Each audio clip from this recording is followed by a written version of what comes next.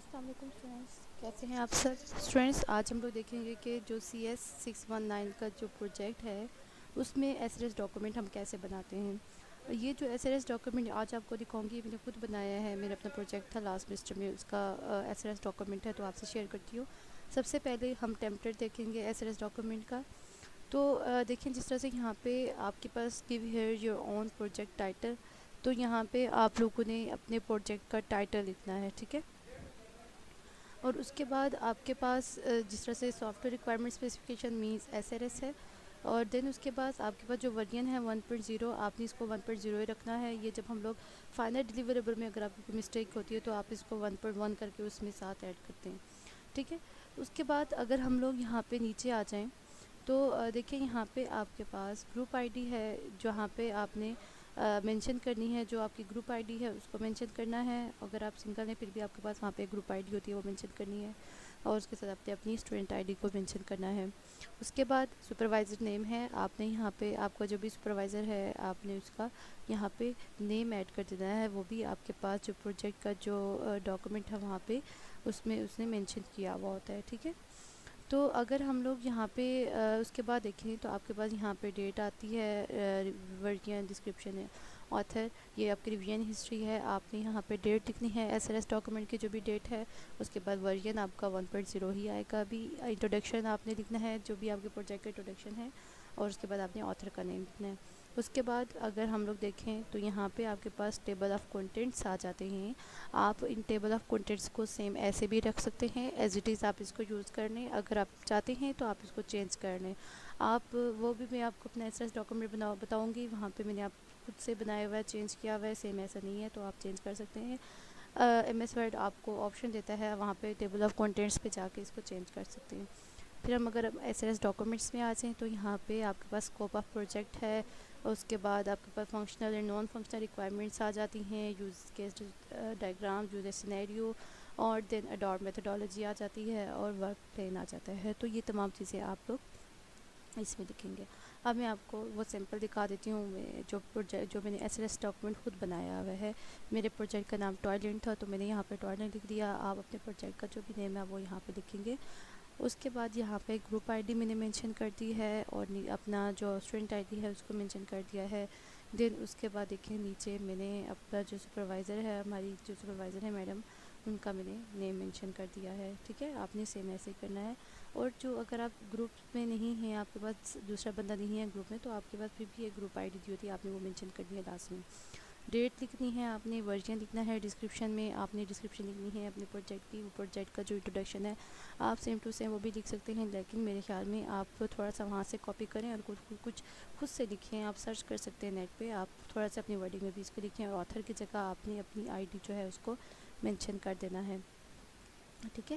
تو یہ آپ کی ہوگی ڈسکرپشن، ورژن، ڈیٹ اور آتھر۔ اب اس کے بعد اگر ہم لوگ دیکھیں تو آپ کے پاس نیکسٹ جو آپ کے پاس آ جاتی ہیں چیزیں، ان پہ ہم چاہتے ہیں۔ دوبارہ میں آپ کو ڈسکرپشن کا بتا دوں کہ ڈسکرپشن میں آپ نے یہ بتانا ہوتا ہے کہ آپ کا پروجیکٹ ہے کیا، آپ کا پروجیکٹ کس طرح سے کام کرے گا، اس کا کیا اسکوپ ہے، یہ تمام چیزیں۔ ٹیبل آف کنٹینٹ، یہ دیکھیں یہ جو ٹیبل آف کنٹینٹ ہے یہ میں نے سیم وہ والا نہیں رکھا ہوا، میں نے خود سے یہاں پہ ڈیزائن کیا ہے۔ یہ آپ کے پاس MS ورڈ میں یہ ٹیمپلیٹس آپ کو مل جاتے ہیں، آپ نے سمپل وہاں پہ یہ تمام چیزوں کو ایڈ کرنا ہوتا ہے، ٹھیک ہے۔ آپ ان کو ایڈ کر سکتے ہیں۔ یہ دیکھیں آگے جو پیج نمبر لکھے ہوئے ہیں، آپ نے سیم وہی پیج نمبرز لکھنے ہیں، جو پیج نمبر جس پیج پہ آپ نے وہ کام کیا، جیسے یوز کیس ڈائیگرام ہے وہ پیج نمبر 8 پہ، تو آپ نے سیم پیج نمبر 8 ہی لکھنا ہے۔ اس کے بعد SRS ڈاکومنٹ میں سب سے پہلی جو چیز ہے وہ آپ کے پاس اسکوپ آ جاتا ہے پروجیکٹ کا۔ اسکوپ میں آپ نے بتانا ہوتا ہے کہ بیسیکلی انٹروڈکشن بتانا ہوتا ہے پروجیکٹ کا، اس کے بعد آپ نے یہ بتانا ہوتا ہے کہ آپ کا جو پروجیکٹ ہے وہ اس کا اسکوپ کیا ہے، وہ کتنا یوز ہوگا، اس کا کیا فوائد ہیں، یہ تمام چیزیں آپ نے اس میں لکھنی ہیں، ٹھیک ہے۔ اس کے بعد آپ نے اس میں جو اس کی آبجیکٹیوز ہیں وہ بھی لکھ دینے ہیں، یہ آپ کے پاس انٹروڈکشن میں ہی دیے ہوتے ہیں کہ آپ نے کس طرح سے اس کو بنانا ہے، آپ کے پاس نیو بار کیا ہونی چاہیے، تمام چیزیں۔ اس کے بعد جو فنکشنل ریکوائرمنٹس ہوتی ہیں، فنکشنل ریکوائرمنٹس میں آپ نے سیم ٹو سیم جو آپ کو پروجیکٹ کی جو فائل دی جاتی ہے وہاں سے آپ نے سیم ٹو سیم جو فنکشنل ریکوائرمنٹس ان کو کاپی کر کے یہاں پہ پیسٹ کر دینا ہے، ٹھیک ہے۔ اس میں آپ نے کوئی بھی چینجنگ نہیں کرنی۔ اس کے بعد آپ کے پاس جو نان فنکشنل ریکوائرمنٹس آ جاتی ہیں، نان فنکشنل ریکوائرمنٹس اور فنکشنل ریکوائرمنٹ میں تھوڑا سا آپ کے پاس فرق ہوتا ہے۔ آپ فنکشنل ریکوائرمنٹس کا آپ کے پاس موجود ہوں گی، آپ کو کوئی کہیں سے بھی کوئی اور لکھنے کی ضرورت نہیں ہے، آپ نے سیم وہی کاپی کرنی ہے۔ لیکن نان فنکشنل ریکوائرمنٹس میں آپ نے اس میں بتانا ہے کہ آپ کا جو آپ نے جو ویب سائٹ بنائی ہے، جو ایپ بنائی وہ کتنی ریلائبل ہے، اس میں کیا کیا چیزیں ہوں گی، کس طرح سے کیا وہ آپ کی چیزوں کو سیکیور، اس میں آپ کا جو ڈیٹا ہوگا وہ سیف ہوگا ہی نہیں، مطلب جتنی بھی آپ کی نان فنکشنل ریکوائرمنٹس ہے وہ آپ نے کرنی ہے۔ اچھا، اس کے بعد آپ کے پاس یوز کیس ڈائیگرام آ جاتی ہے۔ اب یوز کیس ڈائیگرام میں آپ ان کو اکٹھا بھی بنا سکتے ہیں، جیسے میں نے سیم ان کو ایک ساتھ بنا دیا، اور آپ اس کو الگ الگ بنا سکتے ہیں۔ میں اس کا ذرا پیج کا جو سائز ہے چھوٹا کر دوں تاکہ آپ کو نظر آ جائے۔ اس میں آپ نے کرنا کیا ہوتا ہے، آپ کے بتائیں گے کہ اس ویب سائٹ میں ہمارے پاس دو ہی ہوں گے، ایک ہوگا ایڈمن، ایک ہوگا کسٹمر۔ اب اس میں ایڈمن اور کسٹمر کیا کیا کر سکتے ہیں وہ آپ نے بتانا ہے۔ آپ کی ویب سائٹ میں اور مزید بھی آ سکتے ہیں تو آپ اس کو اپنے حساب سے کیجیے گا۔